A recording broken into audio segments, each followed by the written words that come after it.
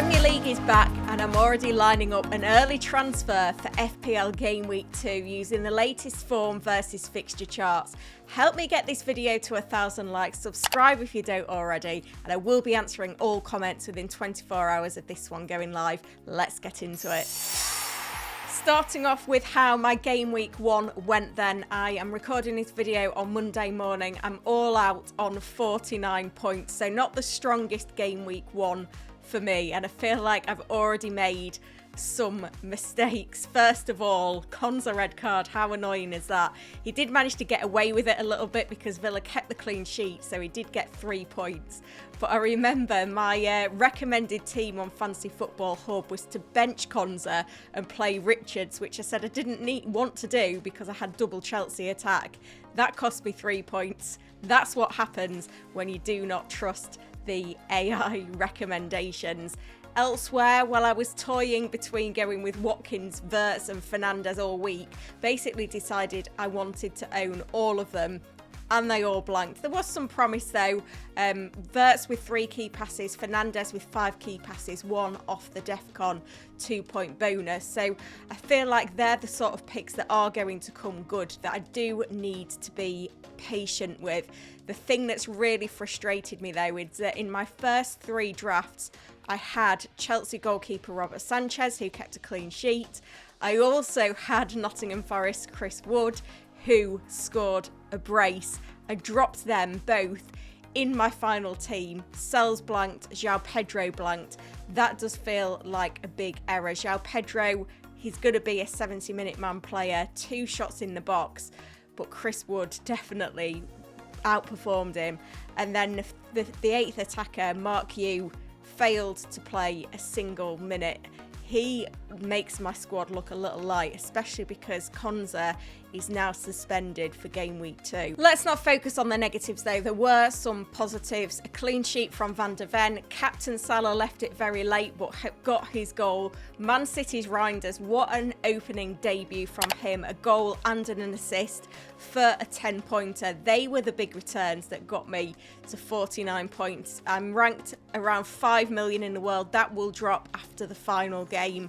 Not a complete disaster at all. Before looking at my transfer plans then, let's take a look at the form versus fixture charts going into game week 2. I had this as a separate video at some points last season. I've decided to bring it into these ones because this is what informs my transfer decisions. And looking at the form charts, 4 goals from City and 4 goals from Liverpool see them climb straight to the top of the charts.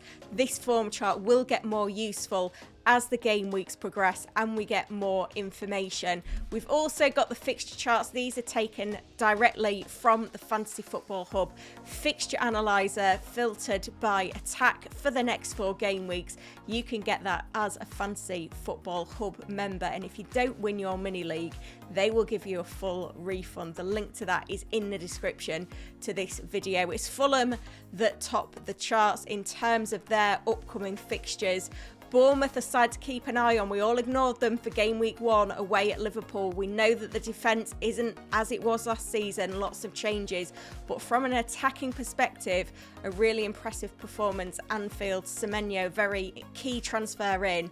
3 home games now in the next 4 against Wolves, Brighton, Newcastle, with a trip to Spurs in there as well. Quite a few teams now, but 3 home games in the next 4 could be quite pivotal. Teams to keep an eye on. And then if we bring all of that together for the overall charts, of course Man City and Liverpool skewed by those game week 1 top performances take the top spots in the charts, but keep an eye on the teams behind them. Sunderland, great fixtures, the massive win in game week 1. We've got Spurs in there, whose fixtures are a bit tough but in an impressive game week 1 performance, and Nottingham Forest, another team that maybe we underestimated judging by their pre-season performances. These are the types of teams that the charts suggest we should be looking at investing in. Let's have a look then at my transfer plans, and I have got that early issue of Ezri Konza with a red card, 20% owned. He is now suspended for game week 2 for the trip to Brentford. Aston Villa, though, do have really good fixtures until game week 8. So I think for most managers, you should be able to carry him on your bench. I've got a little bit of a problem this week because I've also got Van de Ven who plays against City away, so it doesn't make it that attractive to have a very threadbare bench this early in the season. But providing you've got a fourth defender that's going to get you minutes this week, hold Konsa on your bench feels like the decision to make. The transfer that I really want to make is João Pedro out, Chris Wood in. It was the late switch I made for my final team that I'm already hugely regretting. Very impressed with Nottingham Forest. I wasn't impressed with them in pre-season. Chris Wood, though, was such an influential player for me last season, and I feel like if I ignore him, then I'm going to be in a tough position. Chris Wood will go up in price tonight. That's why it's a move I've got to make if I'm to do so, because I've only got exact funds. Crystal Palace away game week 2 could be a tough fixture for them, but do note Palace have the only midweek fixture this week, Europa Conference League qualifying, first of a two-legged tie against Fredrikstad. They are at home for the midweek fixture this week, but then in game week 3 Chris Wood plays West Ham at home. Having seen West Ham's defensive performance against Sunderland, that could be a really key fixture to target. So given that I've got exact funds and I've only got one player involved in that midweek fixture, I am happy to take the punt and make that move now. It is a luxury transfer, but at this point in the season when the price changes come thick and fast, it is important to react and not get priced out of those moves. Now, I have sense checked this move with the recommended AI transfers on Fantasy Football Hub. They also recommend selling João Pedro with Jean-Philippe Mateta to be the one coming in. Obviously, a less impressive performance from Mateta in game week 1, but Palace do have good fixtures. It's the European involvement over the next couple of game weeks that does put me off Mateta though, and just gives Chris Wood the edge. But again, a very solid transfer. If you want to find out what transfer AI recommends you make for game week 2, join as a Fantasy Football Hub member using the link in the description to this video, 50% off. And if you don't win your mini league, you'll get your money back. Team reveal time then, and some key decisions to make in terms of squad selection and captaincy. Not as many as I'd like though. There is a big decision in goal.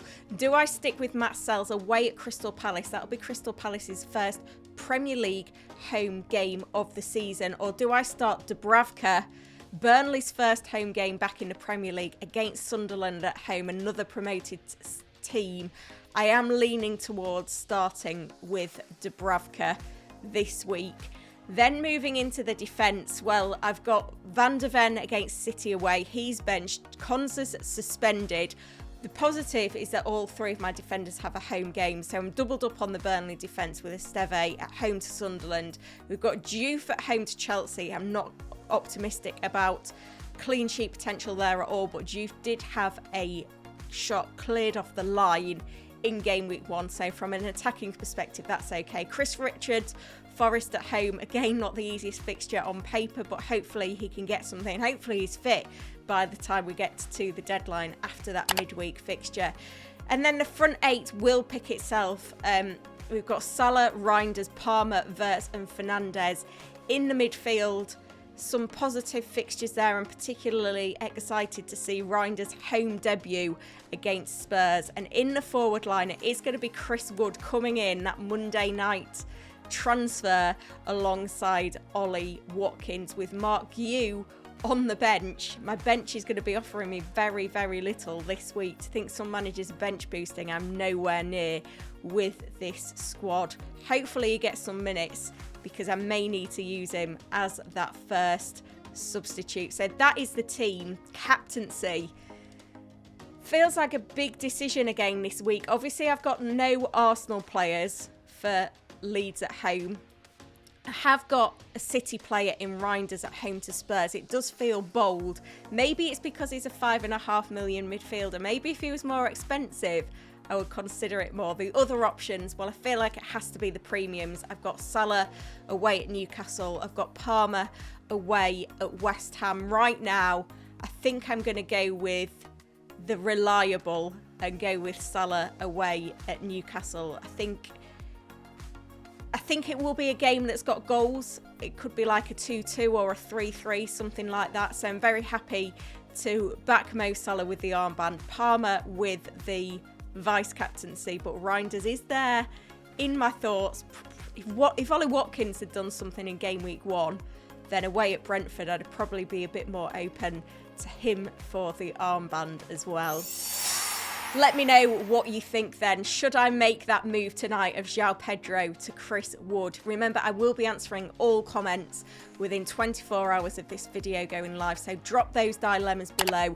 Get your own AI recommended transfers, access to the fixture analyzer and the price change predictions as a Fantasy Football Hub member using the link below. 50% off, and if you don't win your mini league, you will get your money back.